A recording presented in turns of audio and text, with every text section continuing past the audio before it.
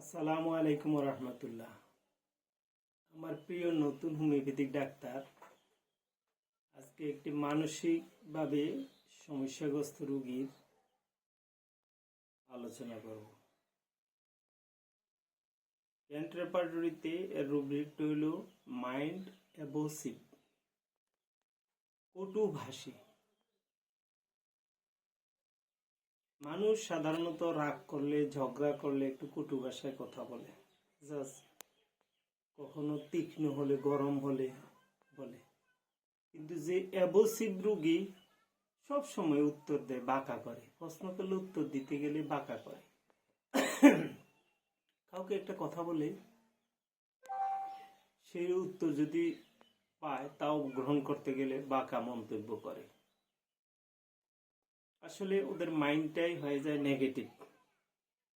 Positive কিছু চিন্তা করা তাদের পক্ষে সম্ভব হয় না। তাদের নিয়ে আলোচনা করব। চলো, আমি কিছু লিখেছি, লেখা থেকে বলি।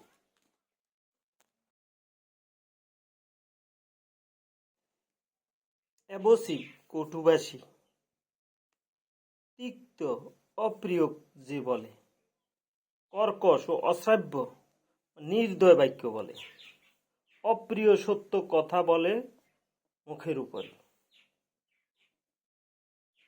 অপ্রীতিকর কথা বলে,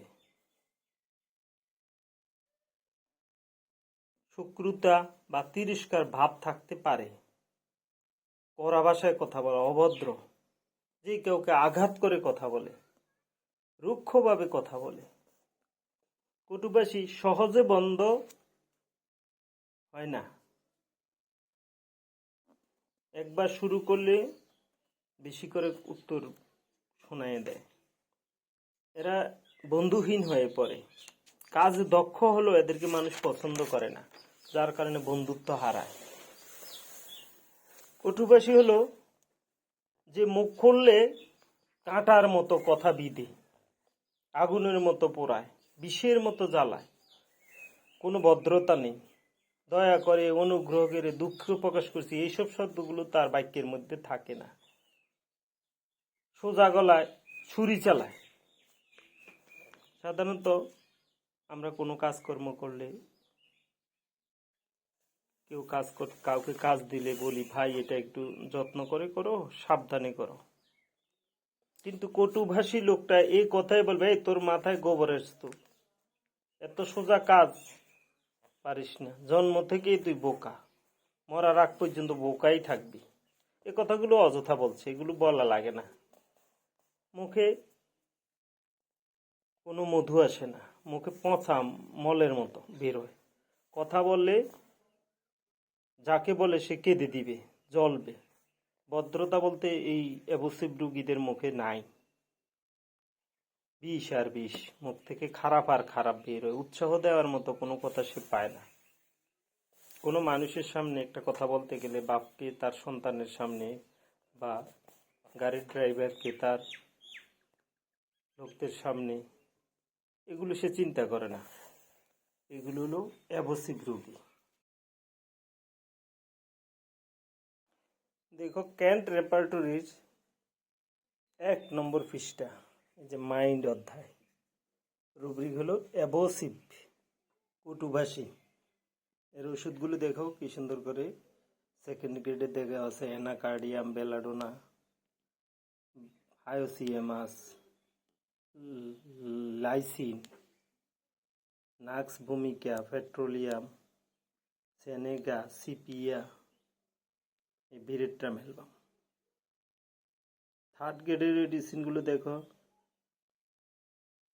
এমন carb, ammon mur, borax, causticum, conium, dulcamara, ipeca, lycopodium, moschus, spongia, stramonium, tabacum, বায়োলটি।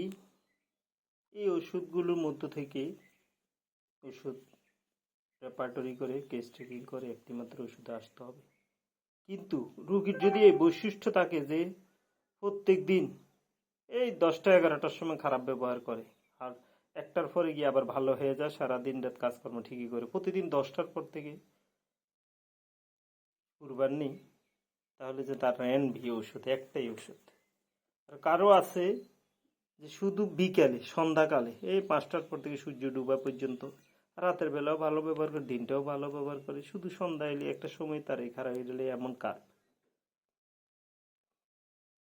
কিছু রুগী আছে ক্রুদ্ধ না হয়েও মেজাজ গরম করে না, কিন্তু মুখের মধ্যে খারাপ কথা বলতে থাকে, যেমন অ্যাংরি উইদাউট বিং, মানে ক্রুদ্ধ না হয়েও বলতে থাকে, খারাপ ভাষাটা খারাপ কিন্তু কথাটা আসতেই বলে, রাগান্বিত স্বরে বলে না, এইগুলোকে ডাল কামারা।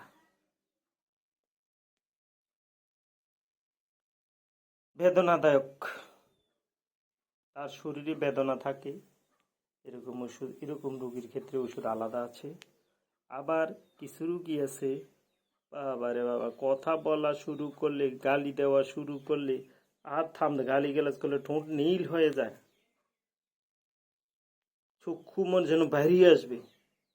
বেশিরভাগ মহিলাদের এই সমস্যাটা হয়, অজ্ঞান হয়ে পড়ে, তখনও সে বলতেই থাকে, অজ্ঞান হওয়ার পূর্ব মুহূর্ত পর্যন্ত শুধু মানুষকে বকা দিতেই থাকে। এই রোগীর জন্য মস্কাস, মস্কাস একবারে একটাই ওষুধ। এগুলো পটেন্টাইজ আকারে দিলে একদম মনোজগতে কাজ করে, এদের বিহেভিয়ারে চেঞ্জ আসে, স্বাভাবিক অবস্থায় ফেরত আসে, আমাদের মতো স্বাভাবিক আচরণ করতে শিখি। আস্তে আস্তে তার ব্যবহারে চেঞ্জ আসে, দুঃখ সে বুঝতে পারে ভুল করতেছে, ভুল হচ্ছে, এই সেন্সটা গ্রো করে, কন্ট্রোলিং পাওয়ার আস্তে আস্তে বাড়তে থাকে।